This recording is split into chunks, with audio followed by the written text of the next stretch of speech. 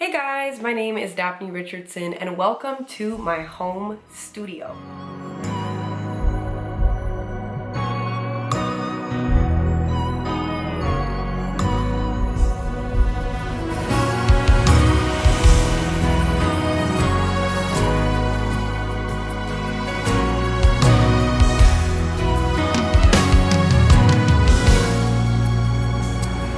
As you can see, I am at home, no makeup, sweatpants on. I am fully comfortable. This is what I look like at home. And this is how I get to record as well at home, right here in my place. Of course, COVID-19 has changed so many things for so many people across so many different industries. And for the studio industry, I believe it took a huge hit because now people are trying to figure out, how can I still record? How can I still run a business? How can I still be a musician or be an artist from home? I actually released my second single during the pandemic, and I recorded here in my closet. Before I even really had any of this technology, I had a friend who had the technology, brought it over, and we recorded in my closet using my clothes as soundproofing. And it worked great. And that song that just came out, that's called Where Else Can I Go by myself. Check it out. I also have another single called You Found Me as well. And you would never know that I recorded that in my closet. After that experience, I figured, we don't know how long this thing's gonna go. Nobody really does. We don't know if things will ever truly be back to normal for a few years, if we're just honest. And instead of crying about it, I said, you know what? I wanna be in a position so that if we go into lockdown, where I think most of us are kind of a little bit more free, we can kind of leave our house now, we can go outside, but before that wasn't the case. So I always thought, if we go back into lockdown, I want to make sure that I have everything that I need just in case. So I embarked on setting up my own home studio. It may sound like it's an expensive thing to do, but it really wasn't. And I'm gonna go through all the different things that I purchased, where I purchased this from, give some reviews, and show you how an average Joe kind of like me, I know a little bit about technology. I am familiar with Final Cut Pro, so other technology is kind of easier to follow, especially like Logic Pro when it's made by Apple. But I figured it out, and now I'm in a position where I'm actually gonna be recording upcoming music and covers and stuff like that from right here. So let me show you guys what I got. So the first thing that you're gonna need, and this is specifically for singers or rappers or people that are just using their voice, the first thing you're gonna need is a mic. So if we look right here, this is my mic. I absolutely love it, and this is the same mic that I used for my project, Where Else Can I Go? So if you want to hear how it sounds, check out that song. Jesus.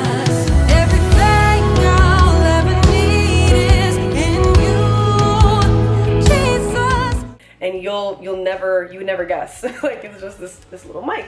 And this is called the Rode NT1 Mic. Now, what I really like about it is that it comes with this pop filter.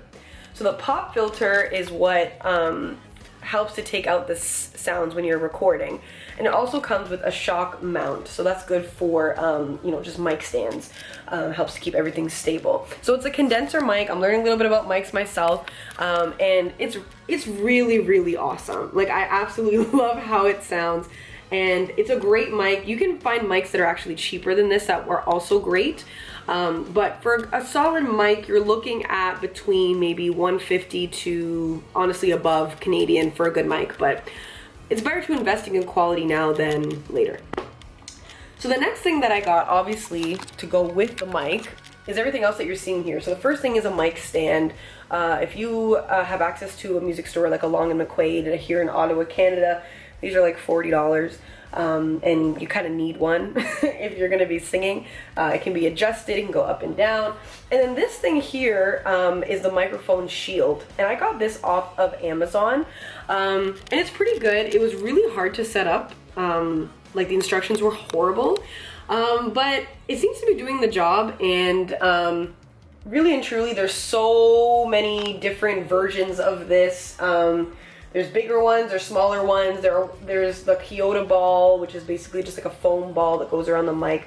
But you need this to help with soundproofing. So the same way that I sang into my clothes, This is basically going to do the same thing, but in a room that's not treated sound-wise, which this room is not. And if you're living, you know, and you have neighbors and stuff like that, this is a good way to kind of, you know, like me, if I belt, they won't really hear me. So this is what you need. Now, this mic also comes with an XLR cable, which you will need for something that, well, if you're kind of like an amateur at all of this, you wouldn't really understand the importance of this part until you kind of start this whole process like me. So I'm gonna bring you to the next part, an interface. So there's so many different versions, and I think I got the most common, maybe most general version, which is the Focusrite Scarlett. And I got the two kind of, I don't know what the word would be, but I guess XLR slots. But you can get one with just one, or you can get one with 4. And obviously the more you get, the more expensive it's going to be. I want to get 2 because I do play piano, so I wanted to make sure that I can connect both at the same time. And it's actually very easy to use, and it comes with its own kind of filter for your voice right here, which is called the air filter. And it does work with phantom power as well and direct monitoring. And I love it. So it was really easy to set up. The instructions were really great. And there's just so many different ones that you can go with. Obviously the Apollo Twin is like one of the best, as well as the Arrow. There's so many, but this one is just kind of like the typical one that I feel like everyone has. So I kind of believe that it is trusted and trustworthy. So yeah, so I got it. Once again, not that expensive, but you do need it because it's what connects the mic to the computer, which we'll get to in a second. So that's another thing that you're gonna need. Now, another thing that I did purchase as well, which you may not need to depending on what you have, but I did get a pair of headphones. Now this is by Audio-Tech, which was recommended to me, and I learned that you need to have certain headphones that fully cover your ears so that when you're recording that nothing is bleeding into the mic. So that's why I want to get kind of like specific studio headphones versus my Sony just Bluetooth headphones that I use. I just wasn't really sure if, you know, they're for that purpose. So I kind of just stuck with, you know, what works. So that's my kind of mic setup, and those are the things that I purchased physically. And you can get these things on Amazon or at your local music store, which is Long and McQuaid for me. And the other thing that I'll be purchasing, because I want to connect, I have a really old keyboard, but it does have access through MIDI plugins, and that can also connect to my interface. So if you play an instrument, whether it's bass, whether it's guitar, you can connect to this interface too and record through that way as well.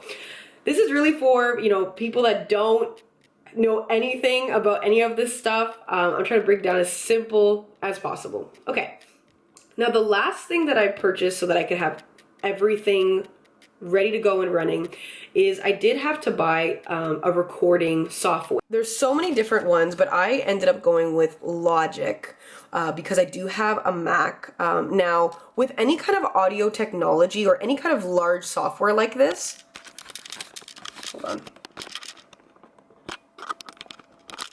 Ooh. With any kind of large software like this, you do want to make sure that you have a laptop that supports it. So I actually had to update my laptop. I have like a really old Mac. So I have a 2012 MacBook Pro that I got when I first started university. It's been going strong, but it was really slow. And I also have Final Cut Pro on here. So I wanted to update the RAM, the storage, and the memory and all of that stuff. And it came back so quick. I did it at a local computer store versus going to Apple. I don't think they would have really been able to do anything. I was so close to buying a new Mac. That would have been a complete waste of money.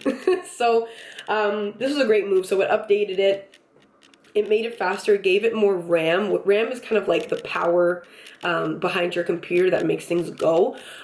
So I did all that, and then I downloaded and bought Logic Pro. Now there are other systems that you can use. You can also use Ableton, which a lot of people I know use as well. It's a little bit less expensive depending on what kind of model you get. There's also Pro Tools, which I haven't heard too much about. I've heard it's a little bit complicated, but because I'm familiar with Logic just from recording experiences in the past, as well as I'd rather stick with Apple products because I do have a Mac and I am familiar with Final Cut Pro. It's actually fairly similar.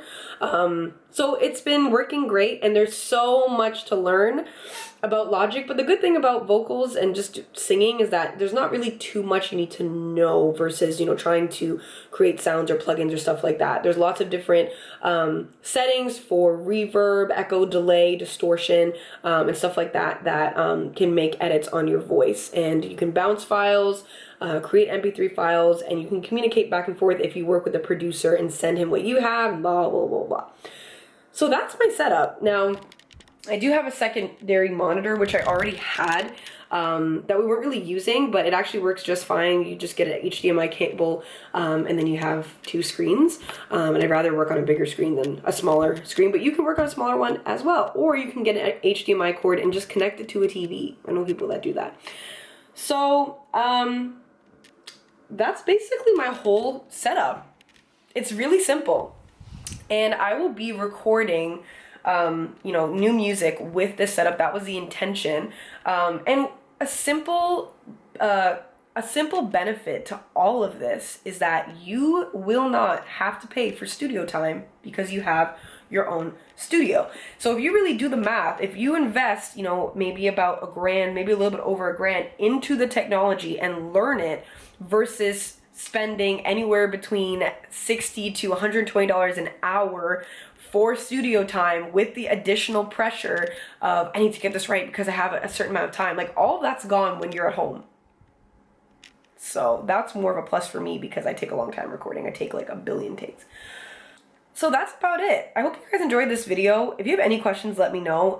Once again, I am just an amateur and I want to speak to people that are also amateurs that are learning the technology like myself. And I hope that as I go that I can continue to show you guys, you know, more cool things about this and give you guys tips to also set yourself up at home. And a couple of other things. I am launching this July 24th is the first date, my first ever vocal course, comprehensive vocal course that will be covering 4 separate topics for 4 Fridays, 4 weeks. And I do also take private vocal lessons as well. So send me an email, bookdaphnericardson@hotmail.com. And if you haven't already, go check out my 2 new singles that I've released from the top of this year. You Found Me came out in February, and Where Else Can I Go, the song that I've been referring to because of this mic, of course, also came out back in June. So take a listen, let me know what you think, connect with me, and stay blessed, stay safe.